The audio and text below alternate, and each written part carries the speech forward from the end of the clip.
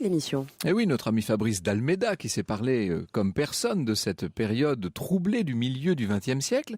Et puis l'historien espagnol Javier Dominguez qui est également avec nous.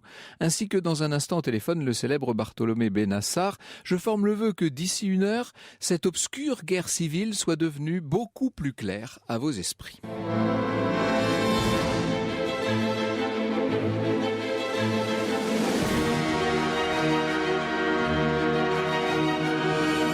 De 13h à 14h sur Europe 1, au cœur de l'histoire. Franck Ferrand.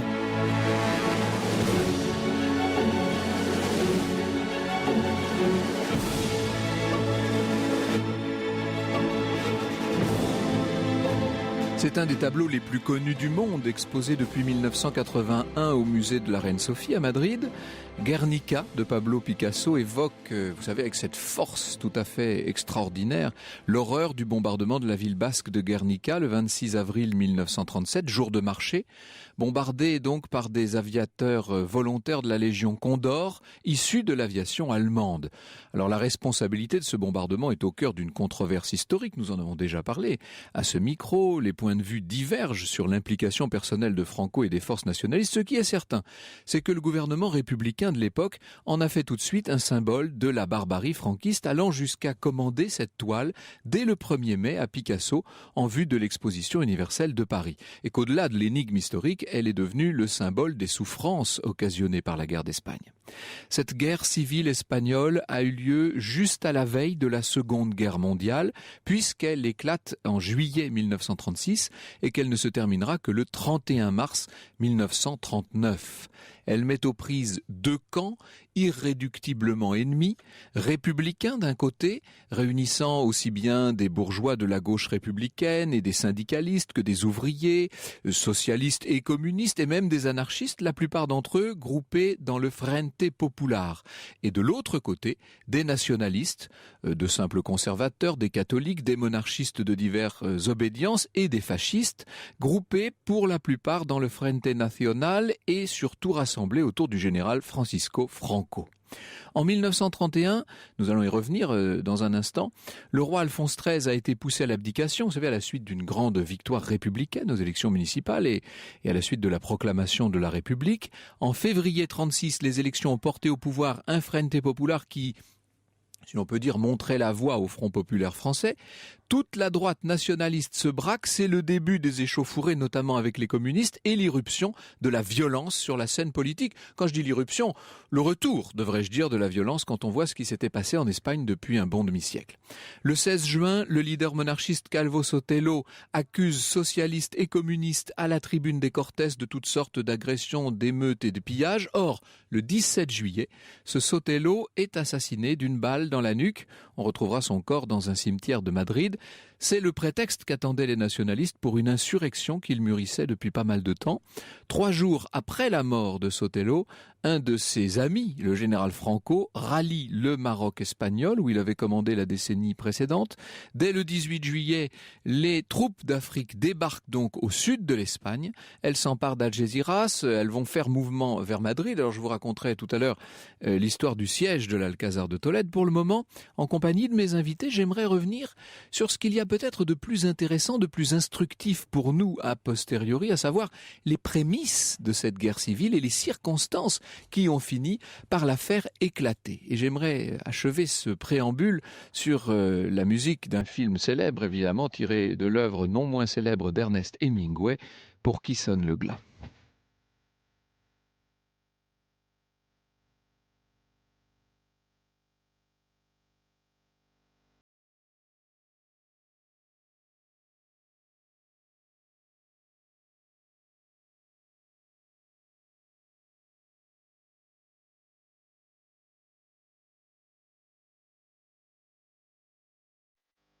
Et dans un instant sur Europe 1, au cœur de l'histoire de la guerre d'Espagne, restez à l'écoute de votre radio.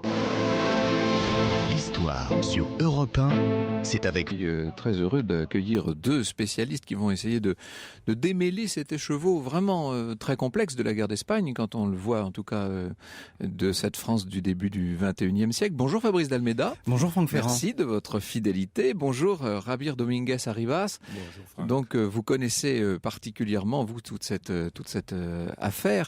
Ce que j'aimerais peut-être que nous fassions, c'est revenir un tout petit peu en arrière et repartir, disons peut-être du départ du roi Alphonse XIII. On est en 1931. Ce serait très intéressant évidemment de parler de tout ce qui s'est passé depuis la fin du XIXe siècle en Espagne, mais là pour le coup il nous faudrait 2 ou 3 heures. Donc repartons au moins de ce début des années 30. C'est la monarchie qui recule devant la République. Ça paraît tout simple dans un premier temps, Fabrice d'Almeida. Oui, c'est une histoire qu'on connaît bien en France. Hein. Quand les rois partent et qu'à la place on met une république, on a connu ça. Là, ce qu'il faut peut-être ajouter, c'est qu'il y a eu un discrédit progressivement accumulé par la monarchie, et notamment par le fait qu'il y avait eu une dictature. Et donc la fin de la monarchie, c'est en même temps, et c'est ça qui, à mon avis, fait qu'au départ, il y a un côté enthousiaste derrière tout ça, c'est l'établissement d'une république et d'une démocratie. Et ça, c'est peut-être le fait important. Et avec un roi qui sort de là assez déjugé, avec finalement peu de partisans. Je crois qu'on a une vision de tout ça vers le glissement un petit peu, j'allais dire, rétrospectif. C'est-à-dire, on sait qu'il va y avoir la guerre, nous. Oui, bien sûr. On se place après tout ça. C'est toute la fameuse téléologie. Voilà, exactement. On connaît la suite, mais eux, à l'époque, ils ne la connaissaient pas. Ils ne la connaissent pas, et il faut, je crois, dire en termes d'émotion, pour le coup, qu'il y avait un enthousiasme pour la République au départ, et que les secteurs monarchistes étaient finalement relativement minoritaires. Donc c'est cette histoire qui paraît une belle histoire qui démarre, avec un mouvement républicain qui remporte les élections, une gauche qui émerge, mais qui n'est pas, je dirais, il n'y a pas encore la cristallisation qui va venir, et je crois que c'est très important d'avoir présent ça à l'esprit, parce que l'Espagne, et c'est peut-être le dernier point que j'aurais précisé sur un tout petit peu l'avant, l'Espagne n'a pas participé à la Grande Guerre. Oui. C'était un pays neutre, donc il n'y a pas la même confrontation qu'il y a eu en France, qu'il y a eu en Italie, qu'il y a eu en Allemagne, ce même rapport d'une certaine manière à une violence qui s'était imposée dans les sociétés par les armes d'une manière vraiment profonde. Voilà. L'Espagne restait en marge de la Première Guerre mondiale, comme elle restera d'ailleurs en partie en marge de la Seconde. Exactement, c'est là où on voit qu'ils sont peut-être plus intelligents que d'autres pays du continent. Exactement. Alors, l'adhésion du peuple à cette nouvelle République est tout à fait large. Elle est très majoritaire, en fait, Javier Dominguez. Surtout, on pourrait dire plutôt que les soutiens de la monarchie est vraiment très très faible en 1931. C'est ça. Il y a quand la République est proclamée, elle a beaucoup de soutiens populaires et surtout pas beaucoup d'opposants. Même chez les secteurs les plus conservateurs, on attend pour voir qu'est-ce qui va se passer.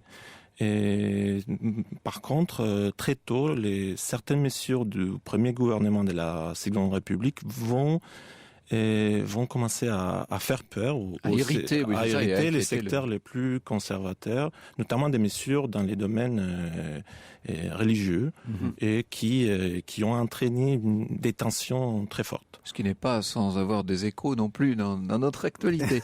Alors, ce qui est peut-être très important, c'est le morcellement des deux camps. Parce que bien sûr, là encore, a posteriori, on a tendance à voir républicains contre nationalistes. Mais en vérité, il y a de nombreuses droites contre de nombreuses gauches, il faut peut-être le dire. C'est peut-être la clé de la Seconde République, de la guerre civile et du franquisme aussi. Comment chaque camp, c'est un vrai conglomérat des forces très disparates. On trouve chez ce qu'on appelle d'une façon un peu réductrice les républicains. Et les républicains étaient une minorité. Il y avait des républicains, mais il y avait des socialistes très différents entre eux, des communistes, des anarchistes, des nationalistes catalans et basques. Et tandis que du côté des ennemis de la République, ou des secteurs qui ont parfois essayé de collaborer avec la République, il y avait les catholiques des droites qui ont eu une position un peu ambivalente. Et ensuite, les ennemis de la République qui étaient des monarchistes, comme vous l'avez indiqué tout à l'heure, des monarchistes et les phalangistes. Qui eux-mêmes ne sont pas tous d'accord entre eux, on ne va pas entrer dans toutes ces complexités. Qui pendant la guerre civile vont s'unir grâce à leur antilibéralisme partagé. Et puis aussi grâce, et c'est peut-être aussi une des clés, grâce à la présence de ce chef, de Franco, qui réunit tout le monde, ce qu'on n'a pas de l'autre côté, du côté républicain. C'est une grande différence entre les deux camps. La désunion qui régnait, surtout au début dans les camps républicains, c'est qu'il y a eu des conséquences désastreuses d'un point de vue de l'efficacité militaire, et l'union qu'on a tout de suite su faire du côté nationaliste. Alors évidemment, tout ça dans un contexte, ce qu'on appelle la fameuse montée des périls, le contexte international est extrêmement tendu, Fabrice. Oui, il est très important, et ce qu'on vient de dire là, le morcellement, il montre aussi, il faut le voir aussi comme une effervescence, voilà. comme une espèce de bouillonnement. C'est vrai que moi j'insiste beaucoup sur cette remise en contexte. On a tendance, nous, à un peu écraser les choses avec la distance de l'histoire. Mais il faut penser une époque où on a l'impression que tout est possible. Vous savez, c'était la fameuse idée de François Furet dans Le passé d'une illusion, c'est qu'avec 1917, tout d'un coup, un parti idéologique remporte une révolution, donc tout d'un coup, tous les politiques du monde entier se disent « pourquoi pas moi, pourquoi pas nous ?» Et donc, en Espagne, il y a la même logique qui s'impose avec des droites neuves.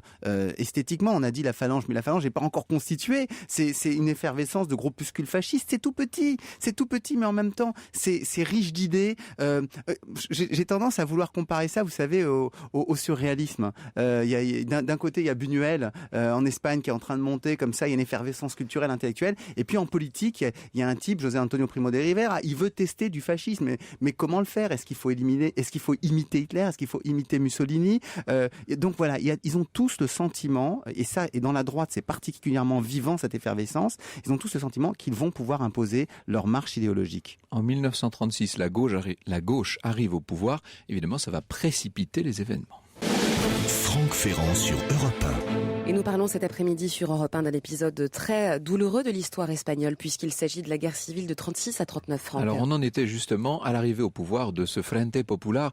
J'ai fait évidemment, on ne pouvait pas s'empêcher de faire un lien quasiment à la même époque avec le Front populaire français, mais en fait c'est très différent pour deux. Enfin, oui et non, parce qu'on évoquait le contexte international, et c'est ce qui fait justement, je pense, la manière dont nous investissons, nous Français, dans la mémoire de cette guerre d'Espagne et de ce Front populaire là. Et puis, pardon, mais nous y investissons du fait aussi de l'afflux de réfugiés qui a été culturellement très important. Mais je ferme la parenthèse. Non, mais c'est tout. Enfin, j'allais dire d'une certaine manière, tout ça est lié, puisque tout ça part en fait d'un changement de stratégie du Parti communiste au début des années 30, en 34, qui décide de passer de la fameuse stratégie dite de classe contre classe, c'est-à-dire pas d'alliance avec les partis sociodémocrates, qui sont considérés comme des traîtres, des sociofascistes. Voilà. Et là, en 34, Staline se dit, on va vers un affrontement, il faut trouver des alliés, donc on va faire une stratégie de front.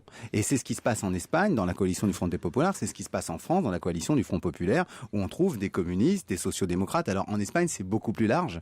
La Ravière va peut-être compléter ça, mais en Espagne, c'est beaucoup plus large parce que la façon dont s'est constitué le paysage politique au début de la Seconde République, et qu'il a décrit tout à l'heure, de cette gauche, a fait une place très importante à des groupes qui en France n'existent pas. Je pense par exemple aux anarcho-syndicalistes. En France, ils existent, mais ils existent dans le monde syndical, ils n'existent pas en parti politique. Alors que là, ils existent. Et puis, il y a aussi les trotskistes, qui en France sont un tout petit groupe, enfin, mais qui sont presque rien. C'est Marceau Pivert, hein. Ils sont pas grand-chose. Alors qu'en Espagne, ils existent, ils représentent une force politique. Et donc, il y a un paysage beaucoup plus large à gauche. Nous avons en ligne l'auteur de La guerre d'Espagne et ses lendemains, le célèbre auteur de l'histoire des Espagnols, Bartolomé Benassar. Bonjour Bartolomé Benassar. Bonjour messieurs. Merci beaucoup d'être avec nous. Alors, ce que vous dites, qui est fondamental, c'est que cette guerre d'Espagne, en quelque sorte, tout y conduisait et, en gros, tout le monde l'attendait dans les deux camps. On pourrait presque le dire, oui. Je dis peut-être que tout le monde, c'est peut-être excessif. Oui, enfin beaucoup, mais beaucoup de tout le monde l'attendait. Et alors, chose étonnante, d'autre part, je n'irai pas que tous la souhaitaient, bien sûr que non, mais tout de même, un nombre important de gens, dans les deux camps, souhaitaient cette guerre. Par exemple, je me rappelle que des anarchistes que j'ai eu l'occasion de fréquenter disaient, il faut bien avouer que d'une certaine manière, on n'était pourtant pas favorable à la guerre, mais on espérait presque un coup d'État militaire, parce que pour nous, ce serait l'occasion de crever l'abcès. Et voilà. Voilà. Étant donné qu'effectivement, la croyance s'était répandue que maintenant, les coups d'État militaires ne réussissaient plus. Oui. Il y avait eu la tentative en 1932, c'était récent, du général Sanjurjo qui avait piteusement échoué. Il faut dire qu'on est dans un pays où, contrairement à ce qui pourrait se passer dans le monde anglo-saxon ou dans l'Europe du Nord, il n'y a aucune, il n'y a pas de culture du compromis. Oui, il n'y a absolument aucune culture du compromis. Un jeune historien français, François Gaudichaud, l'a bien développé dans l'étude qu'il a faite de la guerre en Catalogne, et il a raison, on peut étendre cette idée à l'ensemble de l'Espagne. Il n'y avait pas de culture du compromis, et je crois que c'est quelque chose de fondamental. Alors, dans la préparation de cette émission, vous nous avez dit qu'en fait, ce terme de guerre civile n'est peut-être pas le plus approprié finalement, car ce n'est pas à proprement parler, selon vous, une guerre civile. Moi, je dirais que si, mais c'est discuté par un certain nombre de gens qui disent non, c'est pas une guerre civile, à cause des interventions étrangères. Mais ces interventions étrangères ne se sont pas produites au départ. Elles se sont pas produites dans la genèse, si on peut dire, de la guerre. Et d'autre part, le fait qu'il s'agisse bien d'une guerre civile nous est démontré par un épisode consternant. C'est ce qu'on a d'ailleurs appelé la guerre civile dans la guerre civile, qui en mai 1937 a opposé à Barcelone et en Catalogne les communistes aux anarchistes. Oui, c'est-à-dire que là, c'est une autre, c'est une sous-partie du sujet, mais qui est particulièrement éclairant sur les dissensions au sein même du camp républicain. Alors, on va revenir tout à l'heure, évidemment, sur les interventions étrangères, qui sont une part essentielle de ce conflit. Ce que vous vouliez souligner également, c'est le rôle de l'argent, si je puis dire, ou plus exactement, des réserves d'or du pays, qui sont aux mains du gouvernement, bien entendu. Oui, c'est ce qui d'ailleurs explique que Indalecio Prieto était au départ de la guerre civile d'un grand optimisme, parce qu'il disait « nous avons l'argent ». En effet, vous le savez, la tentative de coup d'État a échoué complètement à Madrid. Or, c'est à Madrid que se trouvaient les réserves d'or de la Banque d'Espagne, et il faut savoir, beaucoup de gens ne le savent pas, il faut savoir qu'à cette époque, les réserves d'or espagnoles étaient les troisièmes du monde. Elles n'étaient dépassées que par celles de l'Angleterre et de la France. On a envie de dire et pour cause, mais ça nous entraînerait un peu loin. D'accord, vous avez raison. Merci beaucoup Bartolomé Benassar. Je rappelle que votre Guerre d'Espagne avec ses lendemains est rééditée chez Tempus, la collection de livres de poche des éditions Perrin. Merci. Le récit de Franck Ferrand. Un récit de Franck qui nous relate aujourd'hui sur Europe 1 l'histoire du siège de l'Alcazar de Tolède. Oui, je vous ai dit tout à l'heure que dès le 18 juillet, ces troupes qui remontent d'Afrique vont débarquer donc dans le sud de l'Espagne et vont progressivement gagner du terrain, bien entendu. Toute l'histoire de ce conflit, c'est l'histoire d'une conquête territoriale par des nationalistes. Et puis en face, vous avez les forces légales du gouvernement, les forces républicaines qui, avec l'appui de forces étrangères, on va venir sur tout ça tout à l'heure, avec également cette milice qui joue un rôle absolument essentiel, vont essayer de limiter la progression, bien entendu. Alors, j'avais vu, quand j'étais adolescent, un très beau film de Frédéric Rossif à partir d'images d'époque sur la prise, enfin pas la prise d'ailleurs, sur le siège de l'Alcazar de Tolède. Ça m'avait marqué. Quand je suis allé à Tolède, j'ai voulu aller à l'Alcazar parce que la tradition voulait que cet Alcazar n'ait pas été restauré, qu'il soit resté exactement tel qu'il était dans l'état de ruine qu'il avait pu être en 1937. Et puis, je découvre moi un Alcazar parfaitement neuf, parfaitement restauré, et j'ai découvert qu'en fait depuis que l'Espagne est redevenue une démocratie, évidemment, on a remis cet Alcazar dans son état historique. Le souvenir, en quelque sorte, l'aspect mémorial franquiste a disparu, fort heureusement. Cette histoire est passionnante parce que c'est l'histoire d'une résistance de très peu de personnes, c'est 600 personnes, face à des troupes qui arrivent de plus en plus. Et si vous connaissez un peu l'Espagne, vous savez que ces alcazars, ce sont ces espèces de forteresses imprenables. Enfin, ce ne sont pas des forteresses d'ailleurs, ce sont des places fortes militarisées, imprenables, extrêmement bien situées, bien entendu. Et l'Alcazar de Tolède est particulièrement spectaculaire. C'est le moins qu'on puisse dire. Il est à l'époque sous le commandement du colonel Moscardo. Alors ce colonel Moscardo, il est devenu un héros du franquisme, évidemment. Il fait partie de tous ces officiers espagnols qui ont suivi, quand je dis tous ces officiers, on estime que c'est plus de 90% des cadres de l'armée espagnole, donc c'est colossal, qui ont suivi Franco dans son aventure, si je puis dire. Il revient de Madrid dès le début de l'invasion et il regagne donc Tolède, où vivent sa femme et 2 de ses enfants, Luis qui a 17 ans et Carmelo qui a 14 ans. Vous allez voir pourquoi je précise cela. La garnison de Tolède passe donc à la rébellion, 600 gardes civils qui refusent d'obéir au gouvernement, et puis également un certain nombre d'officiers de l'usine d'armement toute proche qui se mettent sous les ordres de Moscardo, ce qu'on voit très bien dans le film de Rossif. Dans un premier temps, Moscardo est toujours en contact avec Madrid et il reçoit des ordres qui sont parfaitement confus et contradictoires. Ça, c'est un aspect intéressant sur lequel j'aimerais qu'on revienne tout à l'heure. En vérité, les insurgés, alors qui dans un premier temps, je dis les insurgés, ce sont donc ceux qui se sont coupés du gouvernement, donc ceux qui sont dans l'Alcazar. Dans un premier temps, ils vont se battre dans les rues de Tolède, face évidemment aux républicains, et puis très vite, ils se rendent compte que leur meilleure chance, c'est de se retrancher dans la forteresse, dans l'Alcazar lui-même. À partir du 22 juillet, les portes de la forteresse se referment sur les troupes qui ont rallié Moscardo. Il y a là donc les troupes elles-mêmes et puis des femmes, des enfants, des vieillards.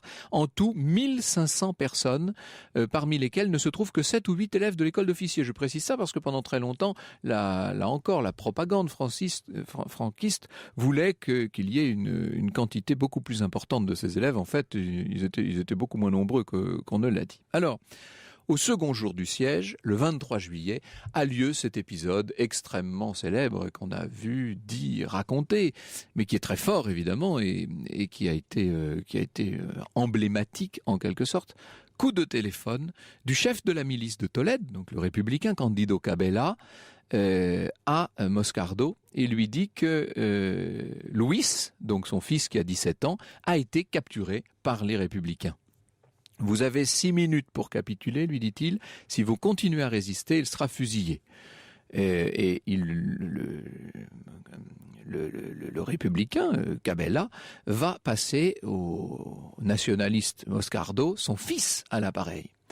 Allô papa, ils disent que si l'Alcazar ne se rend pas, ils me fusilleront. Après une légère hésitation, le jeune homme essaie de rassurer son père. Ils ne feront rien, tu le sais. Et là, la réponse du père, alors je ne sais pas si vous êtes très cornélien, vous allez trouver ça sublime, c'est quand même un peu fort néanmoins. Voilà ce que répond Moscardo. S'ils le font, recommande ton âme à Dieu, écris Viva España, tu mourras comme un héros. Et voilà, et il ajoute simplement un dernier baiser mon fils, et le fils dit je t'embrasse très fort. Et au chef de la milice qui a repris l'écouteur, le colonel Moscardo précise que le chantage ne le fera pas dévier.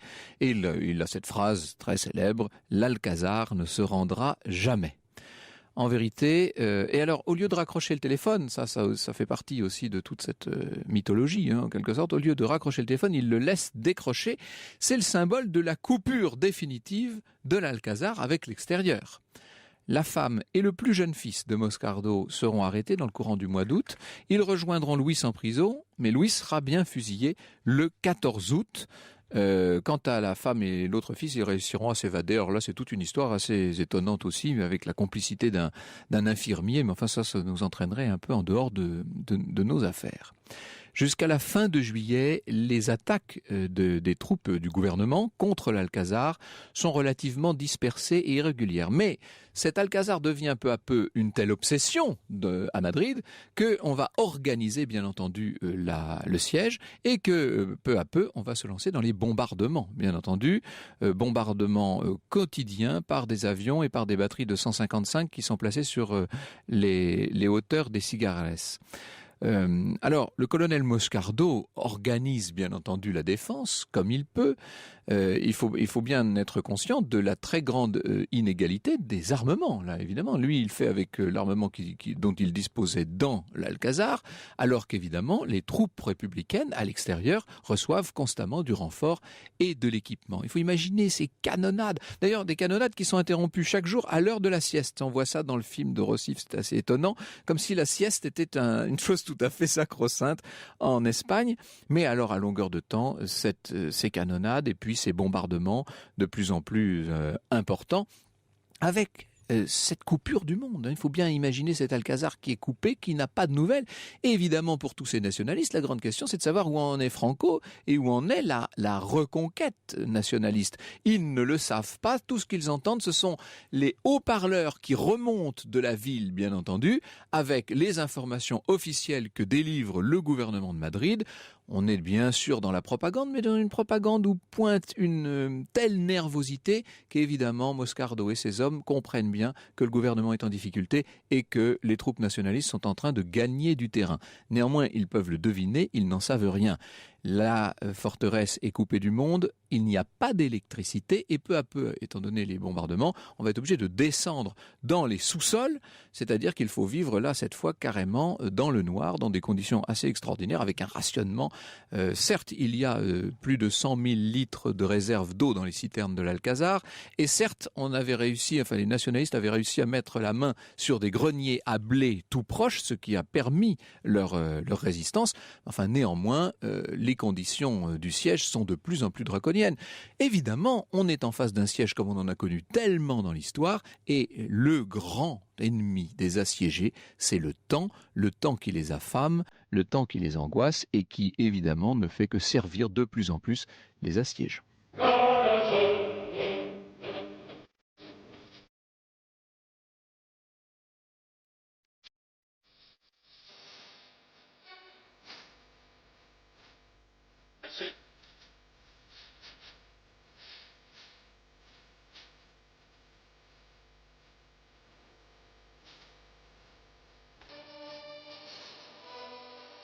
Quel seul l'hymne des nationalistes sur Europe 1.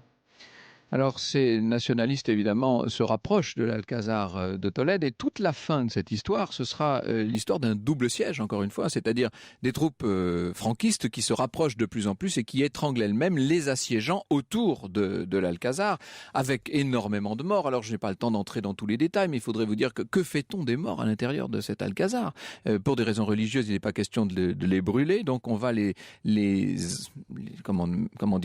installer debout pour qu'ils prennent le moins de place possible dans des cercueils qu'on installe debout en quelque sorte.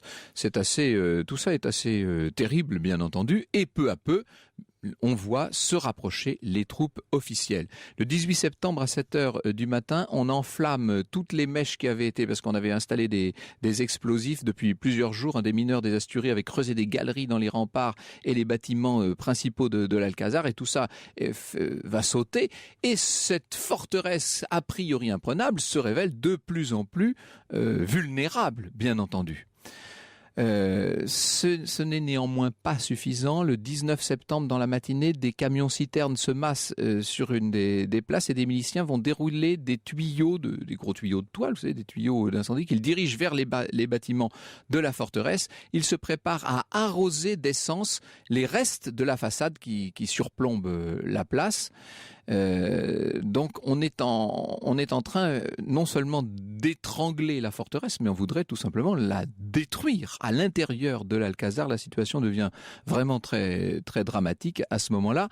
Mais l'écho de la canonnade au loin donne du courage à ceux qui sont à l'intérieur, puisqu'on se dit que ce sont les secours, que ce sont les troupes de Franco qui se rapprochent. Elles ne sont plus à ce moment-là qu'à le 24 septembre, à 16 km seulement de Tolède. Le 25, les assaillants tentent une dernière attaque après avoir posé une dernière mine, et après l'explosion qui fait voler en éclats des pans de murs entiers qui creusent un entonnoir de 100 mètres de diamètre et de 70 de profondeur, les tanks se mettent en marche et ils essaient de pénétrer par les brèches qui ont été faites depuis tout ce temps, et puis d'un seul coup, calme, impressionnant. Il faut imaginer ces décombres, il faut imaginer tous ces murs noircis, on voit tout ça très bien dans le film. Ce sont des ruines fumantes, les armes se sont tues autour de l'Alcazar et la canonnade se rapproche de Tolède. Les forces gouvernementales, qui étaient là quand même depuis 67 jours, viennent d'être envoyées à la rencontre des nationalistes qui commencent à cerner la ville de trop près. Donc on dessert l'étau en quelque sorte.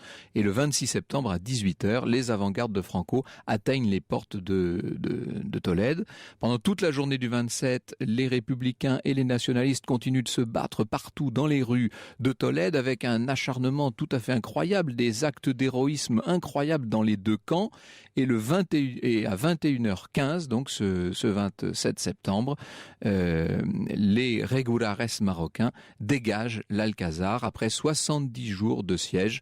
Vous imaginez évidemment les survivants à l'intérieur de cet Alcazar complètement, il faut les imaginer hirsutes, amaigris, mais qui n'en croient pas leurs yeux.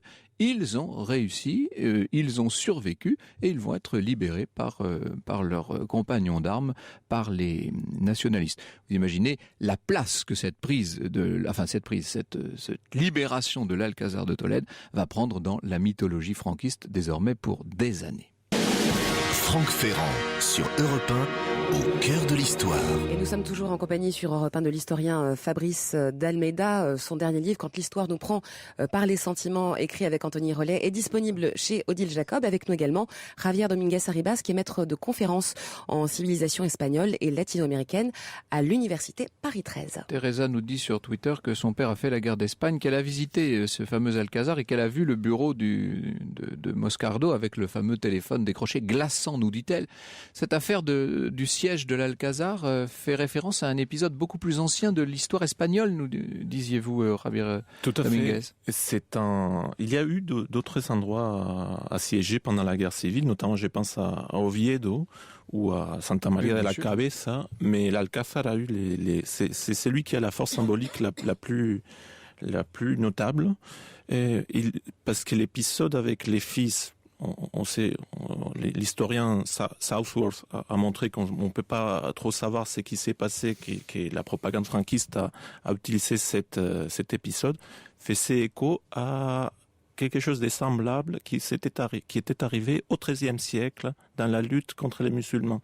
Donc c'est des éléments très forts dans l'imaginaire nationaliste espagnol.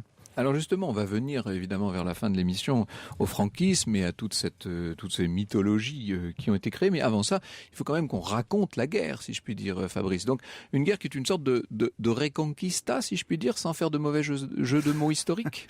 En partant du débarquement de Franco, on libère d'abord la partie ouest du pays, puis on va avancer vers le sud, puis on va repartir au nord à partir de 1937.